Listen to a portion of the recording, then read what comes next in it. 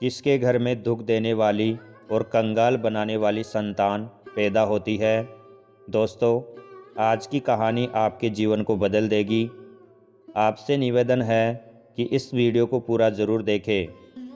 दोस्तों, मनुष्य अपने कर्मों का फल किस प्रकार से भोगता है, आइए जानते हैं इस कहानी के माध्यम से। यह कहानी बहुत ही पुरानी है। किसी गांव में हरदुंड और सिंगुर नाम के दो कुत्ते रहते थे। दोनों के बीच बड़ी गहरी मित्रता थी। वे दोनों हर समय एक दूसरे के साथ ही रहते थे। एक दिन आपस में बोलने लगे। हरदुंड ने सिंगूर से कहा, मित्र, न जाने हमने पूर्व में कौन से बुरे कर्म किए हैं जिसके कारण हमें कुत्ते का शरीर मिला है। सिंगूर बोला, मित्र, इस शरीर में रहकर हमें न तो खाने पीने का सुख है और न ही मान सम्मान मिलता है। भोजन के लिए भी हमें काफ़ी मशक्क़त करनी पड़ती है। धिक्कार है ऐसे जन्म पर।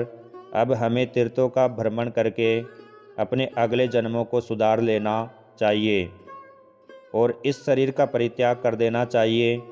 हरदुंड ने भी अपनी मित्र की बात का समर्थन किया। दोस्तों, अब तो वे दोनों तीर्थ यात्रा करने के लिए चल दिए। रास्ते का तो उन्हें इतना ज्ञान नहीं था, पर भगवान के नाम का सहारा लेकर चल पड़े।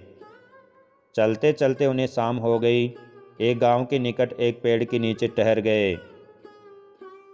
भूख भी अब बहुत तेज लगने लगी थी। तब उन्होंने देखा कि वहां गन्ने का खेत था, जिसमें बहुत सारे चूहे उछल कूद कर रहे थे।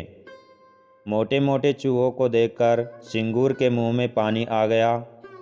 कहने लगा, मित्र, भूख से हाल बेहाल हूँ और सामने वाले खेत में हमें हमारा भोजन भी दिखाई दे रहा है।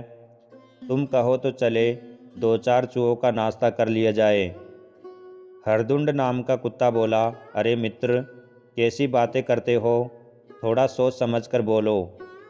हम दोनों शिकार के लिए नहीं आए हैं, हम तीर्थ यात्रा पर निकले हैं और जब तक तीर्थों का भ्रमण करेंगे किसी जीव को मारना तो दूर, उसे मारने की बात भी नहीं सोच सकते। यदि हमने ऐसा किया तो हमें तीर्थों का कोई फल नहीं मिलेगा और उल्टा पाप ही लगेगा। हमें इस समय शाकाहारी भोजन से ही काम चलाना है। सिंगूर बोला, मित्र, शाकाहारी भोजन तो हमें गांव में ही मिल सकता है। एक काम करते हैं, दोनों सामने वाले गांव में चलते हैं। जिसको जो मिल जाएगा उसे ही खाकर अपनी भूख मिटा लेंगे और लौटकर इसी वृक्ष के पास आ जाना।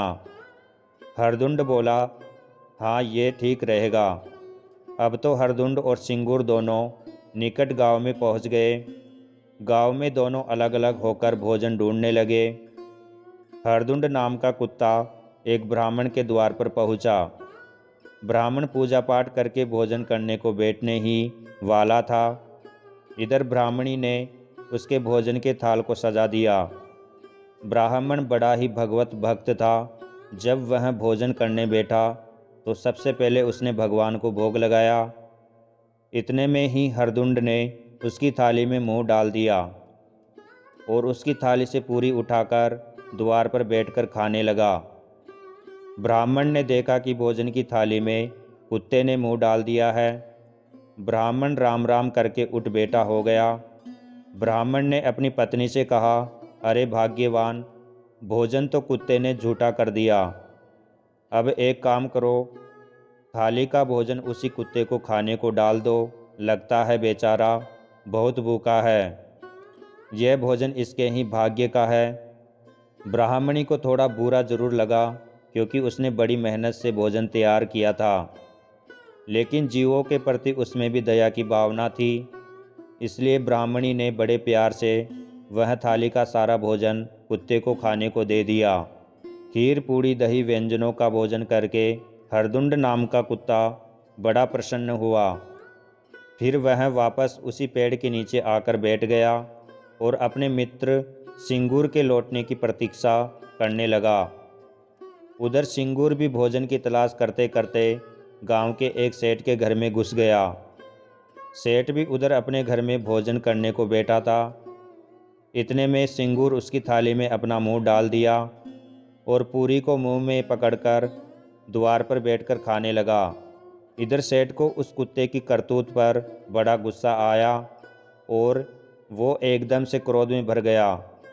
उसने लाठी उठाई और कुत्ते के पीछे से जाकर उस पर लाठी बरसाना शुरू कर दी। बेचारा कुत्ता निश्चिंत होकर पूरी खाने में लगा था। इधर जैसे ही सेठ की लाठी उसके कमर के ऊपर लगी और लाठी का भार इतना तेज था कि कुत्ता वहीं की वहीं बैठा रह गया। उसकी कमर टूट चुकी थी, अब उससे ठीक से चला भी नहीं जाता था। सिंगूर वहाँ से सरकता हुआ चलने लगा। उसने ये बात सपने में भी नहीं सोची थी कि एक पूरी खाने की उसे इतनी बड़ी कीमत चुकानी पड़ेगी। मनुष्य स्वार्थी होगा ये तो पता था, और इतना निर्दयी भी होगा ये सिंगूर नहीं जानता था। कमर टूट जाने के कारण अब उसे चला नहीं जा रहा था। उधर उसका मित्र हरदुंड पेड़ के नीचे बैठा सिंगूर के लौटने की प्रतीक्षा कर रहा था। सोचने लगा, काफ़ी देर हो गई है, अभी तक मेरा मित्र नहीं लौटा है, कहीं वो किसी मुसीबत में तो नहीं फंस गया। यही सोचकर हरदुंड सिंगूर को तलाशने के लिए गांव की ओर चल पड़ा। गांव के निकट पहुंचने पर उसे अपना मित्र सिंगूर दिखाई दिया, जो घिसटता हुआ जैसे तैसे गांव से बाहर आया था।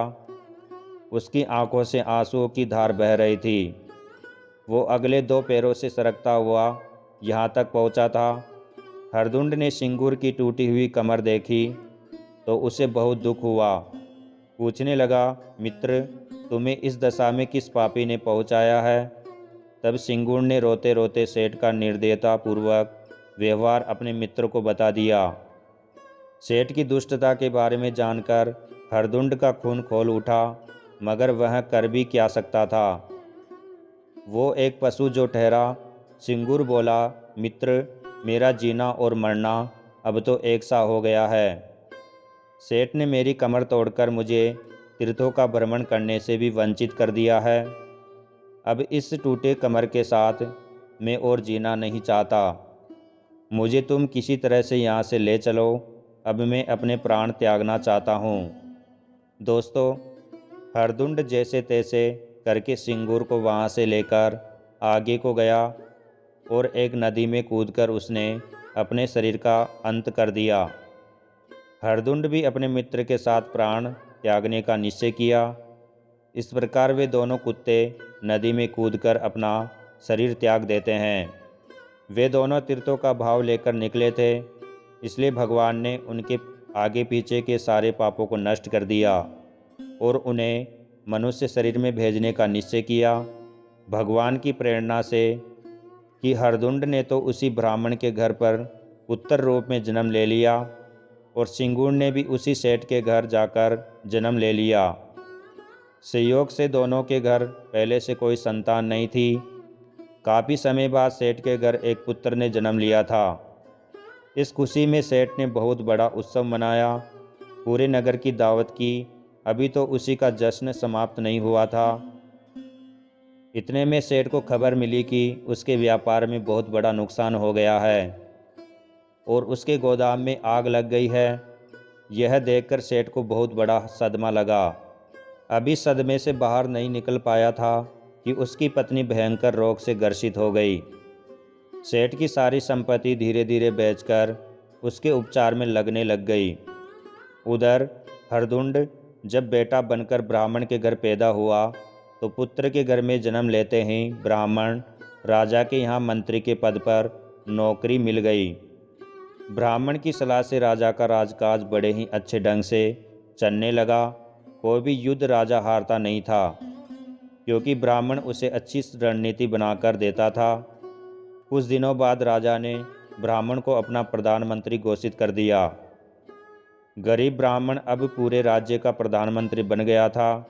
इधर ब्राह्मण का बेटा भी बहुत बड़ा विद्वान बनता चला गया। उसने अपने पिता के नाम में 4 चांद लगा दिया। उधर सेठ का बेटा बड़ा होकर नकारा निकला। सेठ के बच्चे कुचे धन को जुआ, शराब, मांस, मदिरा में उड़ा दिया। सेठ कुछ भी कहता तो बेटा उसे मारता पीटता और गालियाँ देता था। एक दिन तो नशे में उसने अपने पिता को लाठियों से इतना पीटा कि सेठ की कमर ही तोड़ डाली। अब तो सेठ से चला भी नहीं जाता था। सारा दिन घर में पड़ा पड़ा अपने कुकर्मों की सज़ा भोगता रहता था। एक दिन सेठ ने अपनी पत्नी से कहा, भाग्यवान, हमने न जाने कौन से पाप किए हैं जिससे हमारे घर में यह कुपुत्र औलाद पैदा हुई है। ऐसे बेटे से मैं बिना संतान के ही ठीक था। दोस्तों, सेठ की पत्नी ने कहा कि तुम्हें याद है, तुमने कुत्ते को लाठी मारकर उसकी कमर तोड़ दी थी। शायद उसी पाप का तुम्हें दंड मिल रहा है। कहते हैं कर्म लौटकर जरूर आता है। हमारे अच्छे बुरे कर्मों का ही परिणाम होता है कि हमें अच्छी बुरी संतान मिलती है। हमारे पाप पुण्य ही हमारे घर में बेटा बेटी बनकर जन्म लेते हैं। अगर संतान सुख देने वाली हो तो समझ लेना आपके अच्छे कर्म फलित हो रहे हैं, और संतान दुख देने वाली और निकम्मी होगी, निठल्ली होगी, तो समझ लेना कि आपके बुरे कर्मों का हिसाब बराबर हो रहा है। तो दोस्तों, इस प्रकार से सेठ अपने कर्मों को याद करके रोज़ाना पड़ा पड़ा तड़पता रहता था।